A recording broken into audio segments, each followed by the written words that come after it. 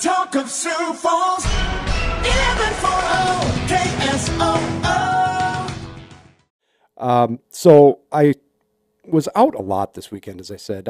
It's summer, so you want to get outside and take in as much of the city as you can. And, there's camping and fishing and everything people like to do outside, boating, everybody up on the lakes having a good time, getting a little sunburn here and there. Wear sunscreen, people. It's good for you.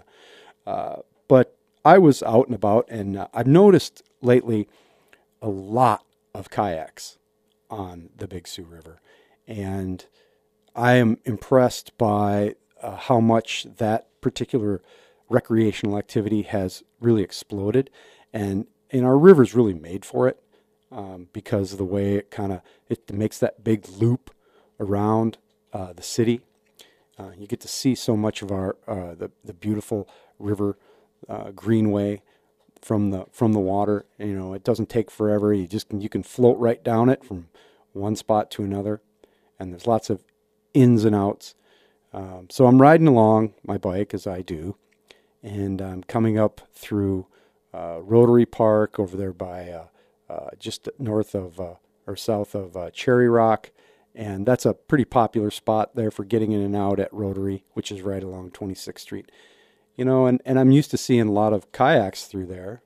But I'm riding along, and all of a sudden I see kind of a big collection of boats, right? Kind of all lashed together. And then I realize in the middle of this conclave of kayaks is this kind of almost a whitewater raft looking thing. It's a big blue job. Probably it had to be 15 feet long. But right in the middle is this dude in kind of a swivel chair action. You know what I'm saying? And he's got like a canoe on both ends that are in those little islets, like kind of like a old man in the sea situation, but on a, you've seen these things where the guy's guiding it through.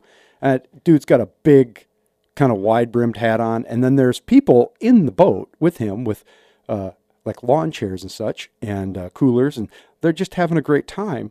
And then other kayakers kind of strung around them. And I actually have a Facebook or a video that I'm going to post on the 1140 KSOO Facebook page. If you're paying attention, I'm going to post that in just a moment. But it was amazing. So I got video of them kind of going through this rapids area, and so you can see this thing.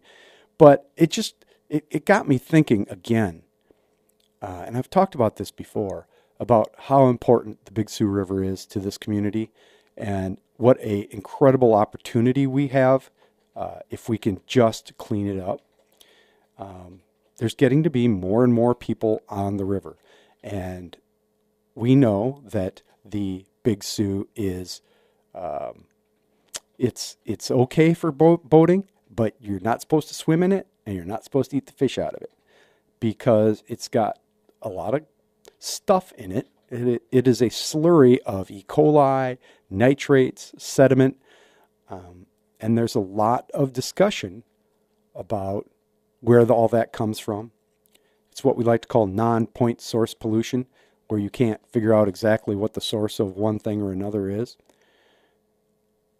And we talk a lot about how agricultural interests upriver, that a lot of that comes from runoff from fields, from livestock operations, and what have you. And that becomes a discussion about, well, it also comes from lawns in the city and parking lots and runoff and sewage from the city when there's an emergency. And that's all true to an extent. But the water is pretty dirty coming into town. And it's dirty going out, but it didn't come in clean. Let's keep that in mind. And I'm hesitant to be that critical of agriculture in this state. Obviously, it's a big deal. We talked about that last week. What an incredible opportunity we have for livestock production. But we have to do it in light of what the river means to us. The Big Sioux has been recognized on more than one occasion as one of the dirtiest rivers in the country. And it's not because it's a huge river. It's not. It just goes through an area with a lot of It's a pretty big watershed. The Skunk Creek is part of that watershed, and the skunk, there's a federal, state, local program to try and clean up the skunk that has had some success by building buffer strips. And the city has really tried to do its part because they have said, you're right. The city needs to do a better job of keeping bad things out of the water. And so you'll notice in nearly every park in this city that they have allowed the green areas to grow. And I think they've done some seeding to create these buffer strips to prevent that runoff.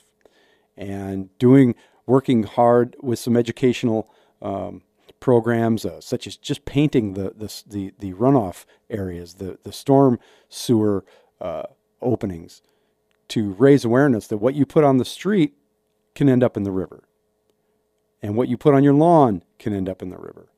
And so we need to be careful with all the chemicals we use. You don't need to over fertilize your lawn. You don't. Don't go crazy with it. We all play a role in that. We recognize that as a city, and we're trying to do better. But nothing is going to change if we don't have a serious discussion about what happens above Sioux Falls. We need to keep agricultural runoff, chemicals, livestock waste out of that river. You know, I don't think the state really takes that seriously sometimes, what this river means to this city. There's a lot of recreation on it. There's more and more all the time. I'm going to show you this. I'm going to post this video that I took from the weekend on the 1140 Facebook page. I hope you'll go look at it. And it just represents so much to us in terms of future economic development, in terms of quality of life, in terms of just who we want to be. We need to make that river so safe so that if you touch it, you're not going to get an infection. I couldn't help but think about that this weekend. Agree or disagree, you can email me at plalley or patrick@ksoo.com. You can follow us on social media and comment at Lalley Show on Twitter or 1140 on Facebook. Coming up next, we have my weird friend, the yoga master, and he's going to tell us how to get centered and to navigate the difficulties of life by calming ourselves down. It's something I think we all need on a Monday when we're just getting back to it. We'll also hear about how not to get scammed on those Garth Brooks tickets. That's all coming up after the news with Dan Peters on the Talk of Sioux Falls, 1140 KSOO. Hi, Chad here from